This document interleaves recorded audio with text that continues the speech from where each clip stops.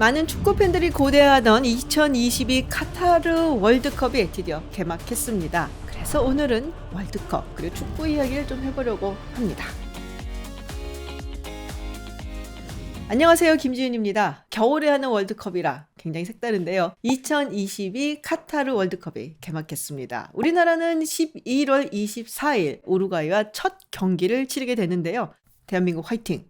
사실 월드컵이라면은 굳이 축구 팬이 아니더라도 다 함께 보는 정말 국가적인 경기죠. 다들 경험해 보셨겠지만은 대한민국 외치면서 아파트가 떠나가라 함성을 지르는 일도 있었고요. 또 거리 응원도 했고요. 그래서 그만큼 많은 사람들이 즐기는 그런 스포츠 이벤트임에 틀림이 없습니다. 월드컵이 처음으로 개최된 나라는 어디일까요? 우리와 첫 경기를 치르는 우루과이입니다. 물론 우루과이가 축구 강국이기도 하고 또 축구 팬들이 많지만 첫 월드컵을 왜 우루과이에서 했을까요? 보통은 이런 경기가 처음으로 국제대회가 치러진다 하면 예전에 처음으로 이 종목이 있었던 곳에 가서 치르잖아요. 예를 들면은 근대 올림픽 같은 경우 그리스의 아테네에서 했던 것처럼요. 근데 왜 영국도 아니고 우루과이였을까? 여기에는 여러 가지 이유가 있습니다. 사실 이제 영국 밖에서 이제 국제적으로 축구가 인기를 얻기 시작한 것이 이제 19세기 말부터였다라고 하는데요. 1904년에 피파가 설립이 되고 국가 간의 대항전을 조금씩 치르기 시작을 했죠. 그리고 1900년 올림픽 때부터 이 축구를 하나의 종목으로 채택을 합니다. 근데 그때는 그냥 영국이나 프랑스와 같은 국가들의 클럽팀이 그 국가를 대표해서 나와서 치르는 그런 식이었어요. 근데 이게 본격적으로 메달을 주는 종목으로 채택이 된 건 1908년 런던 올림픽 때부터였습니다. 그리고 1914년 피파가 이 올림픽의 축구 경기를 국제 대항전으로 인식을 하고 그리고 자기들이 관리를 하겠다라고 선언을 하게 돼요. 그런데 1914년 무슨 일이 생겼냐? 1차 세계대전이 있었죠. 그리고 1920년 올림픽부터 본격적으로 피파가 나서서 관여를 하게 됩니다. 근데 축구가 유럽 밖으로 벗어나서도 계속적으로 인기를 얻게 되고 그러면서 이제 피파도 점점 세를 확장하고 싶어 하게 되죠. 그리고 1932년에는 미국의 LA에서 올림픽을 하게 되어 있었는데요. 아시다시피 지금까지도 사실 미국에서는 축구가 전국적인 인기를 얻고 있지는 않죠. 그래서 그 당시에 LA에서는 별로 인기가 없는데? 라는 것도 있었고 그러다가 피파와 IOC가 이 아마추어 선수 규정 때문에 분쟁이 일어나면서 결국에는 1932년 올림픽에서 축구 종목이 빠지게 됩니다. 그래서 피파 측에서는 그냥 우리끼리 국제 축구 경기를 개최하겠다라고 결심을 하게 되고 그래서 1930년에 처음으로 월드컵을 개최하게 되는 거죠. 그런데 왜 우루과이냐? 여러 가지 이유가 있는데요. 그 당시에 1929년 대공황이 있었죠. 미국에서 대공황이 있었지만 당연히 유럽에도 상당히 큰 여파가 있었고요. 또 당시에 유럽은 1차 세계대전으로부터 여러 가지 피해가 있었던 것을 아직 다 극복을 못하고 있었거든요. 그러니까 이런 큰 국제 이벤트를 개최하기가 조금 부담스러웠던 것이 있었습니다. 그리고 우루과이가 당시에는 꽤 잘 나갔었어요. 대공황의 여파를 좀 덜 맞았었고요. 그리고 몬테비데오 같은 경우는 상당히 잘 나가던 항구 도시였습니다. 물론 유럽 국가 중에서도 개최를 하겠다고 지원을 했었던 국가가 있어요. 이탈리아라든지 헝가리라든지 이런 국가들이 있었는데 우루과이가 피파한테 거부할 수 없는 제안을 했죠. 참여하는 모든 국가들의 교통편 그리고 숙박비를 모두 대겠다. 라는 거였습니다. 그럼 우루과이는 왜 이렇게 파격적인 제안을 했냐? 사실 1930년은 우루과이가 독립을 한 지 딱 100년이 되는 아주 기념비적인 해였기 때문이죠. 그러니까 우루과이 정부에서도 독립한 지 100년이 되는 해에 이렇게 국제적인 축구 대회를 개최를 해서 국민들을 기쁘게 해주자 라는 계획을 하게 된 거죠. 그런데 문제는 경비랑 숙박비를 다 대주겠다고 하는데 그럼에도 불구하고 유럽 국가들이 참여를 하려고 하지 않았다는 겁니다. 참가를 신청해야 되는 마감일이 다가오는데 그때까지 참가하겠다라고 한 국가들은 전부 다 중남미 국가들 그리고 별로 축구가 인기가 없는 미국뿐이었어요. 그러니까 이 중남미 국가들 특히 아르헨티나 같은 국가에서는 이런 식으로 할 거면 우리는 피파에서 탈퇴하겠다 라면서 굉장히 자존심 상해했었죠. 상황이 이쯤 되니까 당시 피파 회장이었던 주일 리메가 발벗고 나서기 시작을 했습니다. 그래서 여러 국가들을 설득을 해서 겨우겨우 프랑스, 벨기에, 유고슬라비아, 그리고 루마니아 이렇게 4개 유럽 국가가 참여를 하게 했죠. 이렇게 해서 총 13국가가 최초의 월드컵 우루과이 몬테비데오에서 경기를 치르게 됩니다. 그렇다면 우승국은 어디였냐? 개최국인 우루과이였습니다. 물론 홈그라운드 이점도 있지만 원래 우루과이가 그 당시에 축구를 정말 잘했어요. 지금도 잘하죠? 수아레즈가 우루과이죠? 우루과이는 이후에 1950년에도 또 한 번 월드컵 우승을 했는데요. 근데 여러분들 우루과이 선수들의 국가대표 유니폼을 보시면요. 월드컵 우승을 하면 주는 그 별이 4개가 있습니다. 사실 월드컵에서 우승한 거는 2번인데 별이 왜 4개가 있냐? 피파가 관장했었던 1924년 그리고 28년 올림픽에서 우루과이가 금메달을 따서 그것까지 쳐서 별을 4개를 단 거예요. 근데 제가 듣기로는 작년에 피파 측에서 별 4개 중에 2개 떼라 라고 얘기를 했다는데 근데 여전히 4개를 달고 있더라고요. 어쨌든 이렇게 첫 경기에 우승을 했으니까 얼마나 기뻤겠습니까? 또 반면에 끝까지 갔는데 우루과이한테 져서 아르헨티나 국민들은 정말 실망이 이만저만이 아니었고요. 실망이 너무 큰 나머지 부에노스아이레스에 있는 우루과이 영사관에다가 돌을 투척하기도 하고 이게 외교적으로도 안 좋게 발전이 되기도 했습니다. 사실 이 월드컵 역사를 돌이켜보면 이게 스포츠로 끝나지 않고 국민들 간의 감정이 격화가 돼서 갈등이 일어나는 경우도 꽤 있었죠. 그리고 월드컵은 아니지만 유럽축구연맹 선수권 대회 예선전에서 세르비아 그리고 알바니아 사이에서 이 드론 때문에 문제가 된 적도 있고 이게 또 갈등을 촉발하기도 했었죠. 물론 축구에만 국한된 것은 아니지만 유난히 우리가 훌리건이라는 용어를 기억을 할 만큼 축구 경기를 전후해서 굉장히 많은 폭동 사건이 있는 것도 사실입니다. 이게 1960년대 들어서서는 꽤 심각한 사회 문제로 대두가 됐는데요. 그 전까지는 그냥 좀 지나치게 열성적인 팬들이 너무 정열적으로 응원하다가 이런 일이 벌어진다라고 여겼다면 60년대부터는 진짜로 심각하게 여기기 시작한 거죠. 학자들 사이에서는 훌리건의 등장을 무려 14세기로 보는 경우도 있어요. 마을끼리 축구 경기를 하다가 한 마을의 주민들이 상대 동네로 가서 그 동네의 교회에다가 공을 차넣는다든지 아니면 폭력 사태를 일으킨다든지 이런 일도 있었다고 하고요. 그래서 에드워드 왕은 국민 화합을 해치고 그리고 사회적인 불안을 야기한다라는 이유로 이 축구를 금지했다라고 하죠.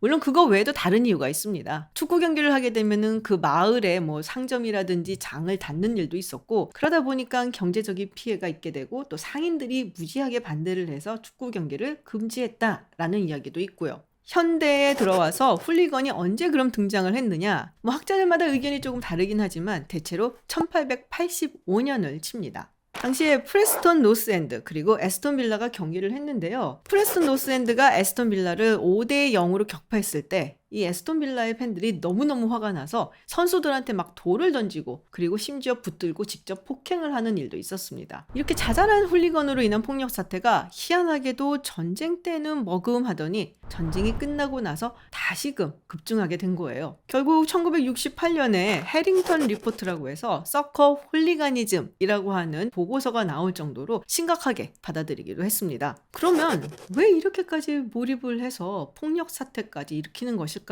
여러 가지 이유들이 있는데요. 먼저 사회학적으로 봤을 때 임금이 조금 올라가고 그리고 교통편이 편리해지면서 이런 폭력 사태가 더 커졌다라는 설명이 있습니다. 사실 예전에는 그 지역 연구팀이 바로 그 지역 아니면 주변에서만 이렇게 경기를 했었거든요. 그러니까 팬들도 자신들의 홈구장에서 주로 응원을 하고 간혹 가다가 뭐 폭력 사태가 있어도 크게 번지는 일은 별로 없었다는 거죠. 그런데 교통편이 발달하고 이 팀들이 어웨이 경기를 멀리 떠나고 그리고 임금 수준이 높아지니까 팬들이 함께 무리지어서 원정 응원을 가면서부터 점점 커지는 겁니다. 자기 동네에서만 있을 때는 안 그랬는데 현지 팬들하고 함께 맞붙게 되면서 이 갈등이 더 증폭되고 폭력 사태가 더 커지게 됐다는 거죠. 또 많은 학자들이 이 텔레비전의 등장을 꼽기도 합니다. TV에서 운동 경기를 중계를 하면서부터 이제 경기장에 나가지 않고 집에서도 경기를 볼 수가 있게 됐죠. 그러다 보니까 경기 후에 발생하게 되는 폭력 사태까지 고스란히 안방으로 전달이 되는 겁니다. 사실 이 부분에 있어서는 언론이 좀 일부러 처음에는 그랬다라는 이야기가 있어요. 원래는 언론에서 1966년 영국 월드컵을 앞두고 이 훌리건들의 행태를 보도를 하면서 좀 경각심을 일깨우려고 했다고 해요. 그런데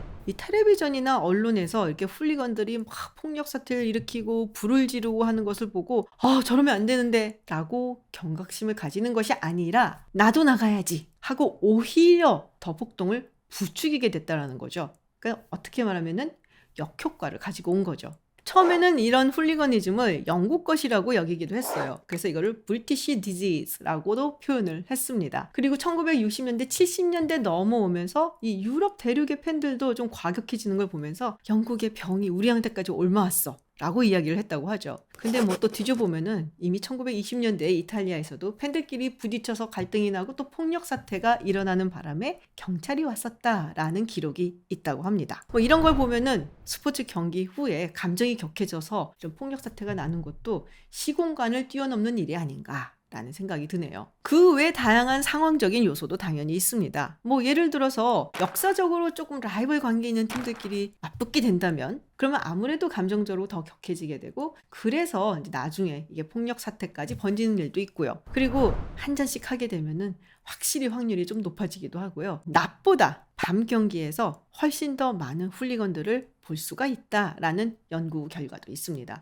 사실 스포츠 경기처럼 우리에 대한 동질감, 그들에 대한 적대감을 강화시키는 것도 없죠. 경기가 끝나면서 그게 잦아들면 좋은데 이게 폭력 사태뿐만 아니라 외교 분쟁 혹은 군사적인 분쟁으로까지 발전하는 경우도 드물지만 있다고 하죠. 사실 국가 간의 전쟁이라든지 실질적인 물리적 분쟁까지 발전하는 일은 드문데요. 이게 이제 군사적이다라고 이야기를 한다면 뭐 위협을 한다든지 아니면 훈련을 한다든지 뭐 이런 것까지 다 포함을 해서 군사적인 행위라고 했을 때 이 경기가 끝난 후에 이런 군사적인 행위가 증폭한다라는 연구 결과가 있습니다. 앤드류 버틀리 박사에 따르면 월드컵 예선에 통과한 국가들이 예선에 통과하지 못한 국가들보다 이런 군사적 행위를 하는 경우가 더 많다고 하네요. 월드컵 예선 자체가 문제라기보다는 아무래도 많은 국민들이 이 경기에 관심을 보이고 또 결과에 민감한 반응을 보일 수밖에 없고 이 경기라는 게 민족주의적인 감정을 고취시키다 보니까 군사적인 행위도 조금 할 확률이 높아진다라고 볼 수가 있는 건데요. 그래서 이 버톨리 박사는 민족주의를 고취시키고 공격적이고 또 적대적인 외교 정책을 일삼는 국가들은 웬만하면 이 국제 스포츠 이벤트를 개최하지 못하게 해라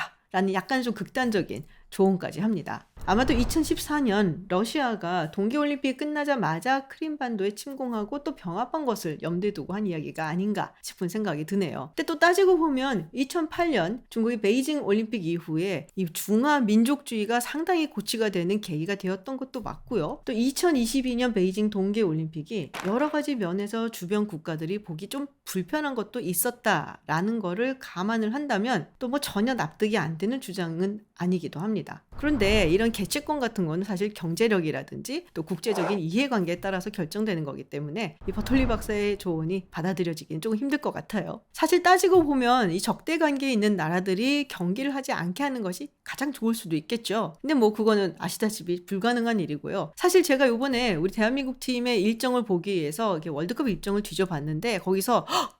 하고서 식겁을 했었던 경기가 있었습니다. 30일에 있을 미국과 이란의 경기였어요. 벌써 이란 국민들은 지고 올 거면 순교를 해라 라고 정말 무시무시한 이야기까지 하고 있다고 하는데요. 뭐 농담이겠죠. 스포츠는 분명히 국민을 결집시키고 또 카타르시스를 느끼게 하는 큰 장점이 있습니다. 그리고 이 감동적인 순간 또 인류애를 느낄 수 있는 그런 이벤트이기도 하죠. 다만 너무 지나친 경쟁심으로 인해서 갈등까지 안 갔으면 하는 바람이 있고요. 모두에게 정말 즐겁고 신나는 월드컵이 되기를 기원합니다. 대한민국 화이팅!